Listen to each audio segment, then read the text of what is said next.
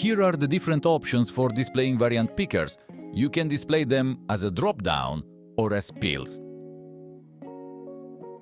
For swatches, you have three options: circle or square. You can also disable the display of swatches by clicking on None. Variants can be displayed in a container. If you select this option, you can control the color of the element by choosing an available color scheme.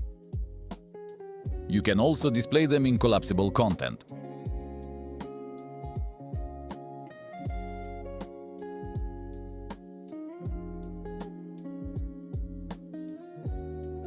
You can also combine the collapsible content display with the container display.